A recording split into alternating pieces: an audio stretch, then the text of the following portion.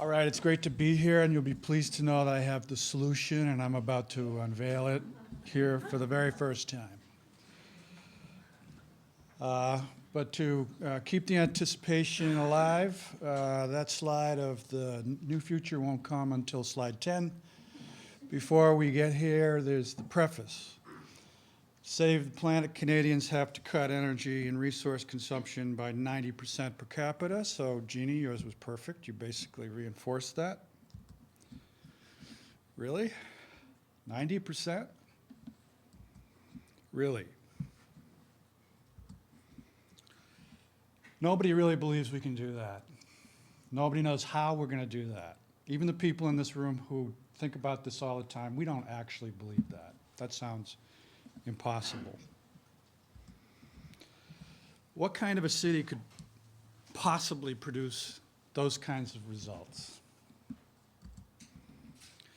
Because to save the planet, Canadians have to cut energy and resource consumption by 90% per capita.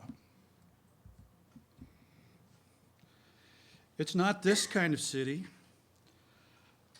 Los Angeles, walking, biking, transit share, 15%. Walking share, 3%, bike share. And yet they've put in huge amounts of infrastructure and some great concentrations of infrastructure shown on Wilshire Boulevard. It's actually this one, Copenhagen. Walking, biking, transit share, 72%. Walk share, 10%. Cycling share, 26%. Or this one, Amsterdam, walking, biking, transit share, 72%, walk share, 4%, interestingly, because cycling share is 38%. Or this one, Berlin, walking, biking, transit share, 70%, walk share, 30%, cycling share, 16%. Transportation numbers being the most important indicator of sustainability, which is reflected in other metrics, including building performance. Or this one, Zurich, 36% public transport, 30% pedestrians and bikes. What's the fundamental difference between these two kinds of cities? The good ones are flat, with an even density between 15 and 30 dwelling units per acre over large areas.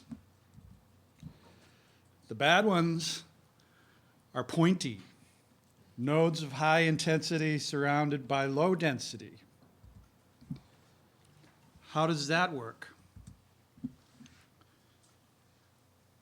Surprise, walking and biking are more important than transit. Transit is really about extending the walk trip. The tram network of Berlin shows a mostly self-contained districts connected by a tram, a network more than a hub and spokes. Amsterdam, similarly, mostly self-contained districts connected by tram, a network more than hub and spokes. In Amsterdam, the tram is a walk trip extender. It's not the tram, it's the density.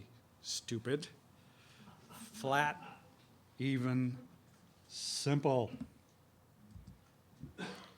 So in our region, what is our plan? The very opposite of flat, a very pointy plan indeed. What do our points look like? This, and this, and this, and this. Why does this matter?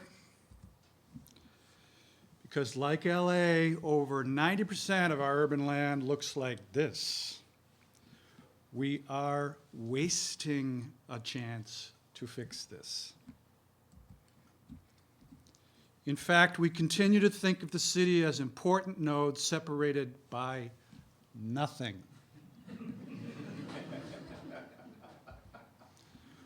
When the bones of the city are more like this. Our mistake makes us think that this is a good idea. $3 billion for 12 kilometers.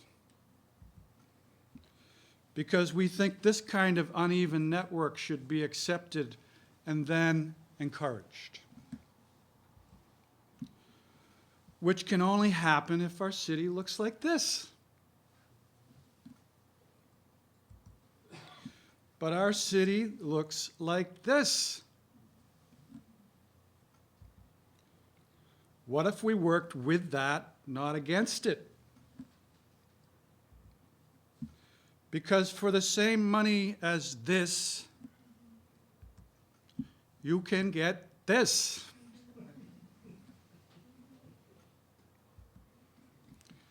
And end up with a city of 1.5 million with a more even density of 10 to 20 dwelling units per acre. The kind of city where you get mostly walking and almost everyone walking, biking, and taking transit. A resilient city made up of similar and smaller pieces that look like this. That would not be subject to catastrophic failures like this.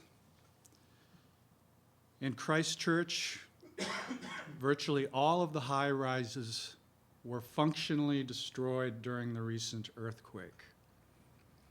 The building codes that govern the construction of the high-rises in Christchurch are exactly the same ones we use to govern the construction of our own high-rises. Thank you very much, and you didn't even have to flash the cards.